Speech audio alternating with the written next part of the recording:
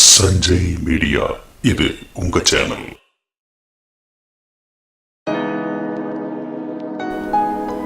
வணக்கம் நண்பர்களே, இது சஞ்சய் மீடியாவிற்காக உங்கள் மணிகண்டன். இப்போ நம்ம பார்க்க போகிற வீடியோ, வீடு கட்டும்போது எந்தெந்த வகையில் செலவை கம்மி பண்ணி குறைந்த செலவில் வீடு கட்டலாம் அப்படிங்கிறத பற்றினது. செலவு எனக்கு பிரச்சனை இல்லை, ஜெய்ப்பூர் பேலஸ் மாதிரி வீடு கட்டணும்னு நினைக்கிறவங்க இந்த வீடியோ தேவையில்லை, நீங்கள் ஸ்கிப் பண்ணி போயிட்டே இருக்கலாம். நீங்கள் போடக்கூடிய உங்களுடைய வீட்டினுடைய பிளான் தான் உங்களுடைய செலவை தீர்மானிக்குது. உங்களுக்கு வீட்டுக்கு அவசிய தேவை என்னவோ அதை மட்டும் நீங்கள் பிளானில் சேர்த்துங்க.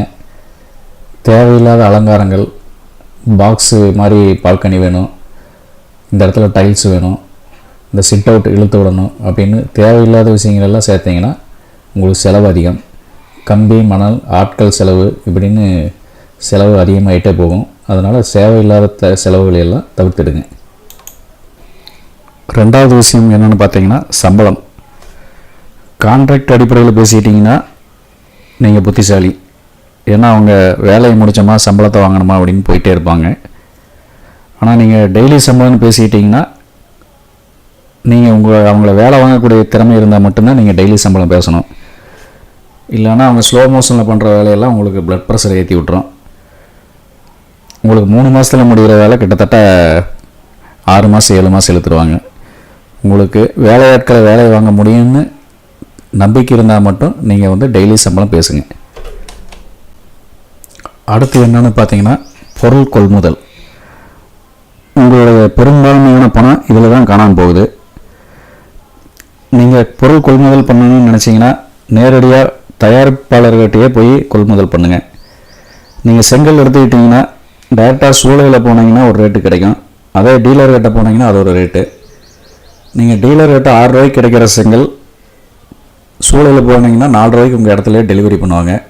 அதனால் உங்களுக்கு தயாரிப்பாளர்கள் உங்கள் வீடுகளுக்கு அருகாமையில் இருந்தால் நீங்கள் நேரடியாக போய் தயாரிப்பாளர்கிட்டயே எடுத்துக்கலாம். அதே மாதிரி தான் பிவிசி பைப் மேனுஃபேக்சர் இப்போ நிறையா இருக்கிறாங்க. நீங்கள் பிவிசி பைப்பெல்லாம் நேரடியாக எடுத்துக்கிட்டிங்கன்னா டீலர் ரேட்டோட உங்களுக்கு ரொம்ப கம்மியாக கிடைக்கும். அதனால் எந்தெந்த பொருட்கள் உங்களுக்கு தயாரிப்பாளர்கள் பக்கத்தில் இருக்காங்களோ அந்த பொருட்களை எல்லாம் நீங்கள் தயாரிப்பாளர்கிட்டயே வாங்கிக்கிங்க. கிடைக்காத பொருட்கள் டீலர்கிட்ட தான் கிடைக்கணும் அப்படிங்கிற பொருட்கள் மட்டும் நீங்கள் கடைகளில் வாங்கிக்கலாம். இதன் மூலமாக நிறைய பணத்தை நீங்கள் மிச்சம் பண்ணலாம். அடுத்ததாக பொருள் கொள்முதல் பண்ணும்போது நீங்கள் நேரடியாக தனியாக போங்க. ஒரு கடைக்கு நீங்கள் 2 கடை விசாரிச்சிங்கன்னா ரேட்டு வித்தியாசம் தெரியும். ஒரே கடையில் போனோமா வாங்கினோமா அப்படின்னீங்கன்னா நீங்கள் பணத்தை எழுதுருவீங்க. நீங்கள் 2-3 கடை ஏறி இறங்கி ரேட்டை விசாரித்து வாங்கினீங்கன்னா கொஞ்சம் பணத்தை மிச்சம் பண்ணலாம். அதுக்காக ரேட்டு கம்மியாக கிடைக்குதுன்னு தரமில்லாத பொருளையும் வாங்கிடாதீங்க. தரமாக இருக்கணும், ரேட்டும் கம்மியாக இருக்கணும். அதனால் 2-3 கடை ஏறி இறங்குங்க. அப்போ தான் உங்களுக்கு கொஞ்சம் பணத்தை மிச்சம் பண்ண முடியும். அடுத்த முக்கியமான விஷயம் என்னென்னு பார்த்தீங்கன்னா பேஸ்மெண்ட் தோண்டும்போது நீங்கள் ஆட்களை கொண்டு தோண்டினீங்கன்னா உங்களுக்கு நேரம் அதிகம் எடுக்கும், ப்ளஸ் செலவும் அதிகமாகும். அதே சமயம் ஜேசிபி இயந்திரம் மூலம் தோண்டினீங்கன்னா குயிக்காக வேலையை முடிச்சிடுவாங்க, செலவும் ரொம்ப குறையும். அதனால் நீங்கள் ஆட்களை விட பேஸ்மெண்ட் தோன்றதுக்கு ஜேசிபி யூஸ் பண்ணிங்கன்னா உங்களுக்கு செலவு 3/4 குறையும். அடுத்து நம்மளுக்கு அதிகமாக செலவு வைக்கக்கூடிய விஷயம் என்னென்னு பார்த்தீங்கன்னா டிரான்ஸ்போர்ட்டிங். நீங்கள் நம்மளுக்கு என்ன தேவையான பொருளோ அதை ஒரே நடையாக வாங்கி வச்சுக்கிட்டிங்கன்னா உங்களுக்கு இந்த டிரான்ஸ்போர்ட்டிங் செலவு குறையும்.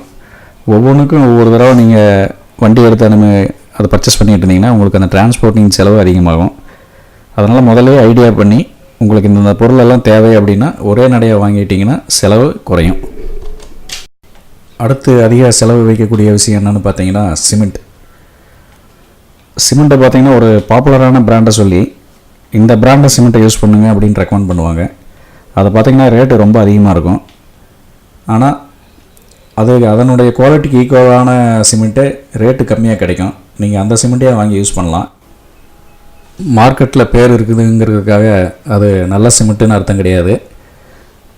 ரொம்ப நல்ல சிமெண்ட்டெல்லாம் குறைந்த விலையிலேயே கிடைக்குது. அதனால் நீங்கள் இன்ஜினியர்கிட்ட கேட்டு குறைந்த விலையிலேயே கிடைக்கிற ஒரு நல்ல சிமெண்ட்டை யூஸ் பண்ணுங்கள்.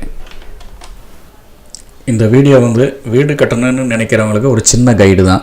ஒன்றுமே புரியாமல் இருக்கிறதுக்கு கொஞ்சம் அடிப்படையை பற்றி தெரிஞ்சுக்கிட்டோம்னா ஓரளவு நம்ம கொஞ்சம் செலவை குறைக்கலாம். அதனால் கொஞ்சம் அடிப்படை விஷயங்களை தரக்காக தான் இந்த வீடியோ. நீங்கள் விரும்பிய வீட்டை கட்டி வளமுடன் வாழ வாழ்த்துக்கள். நன்றி.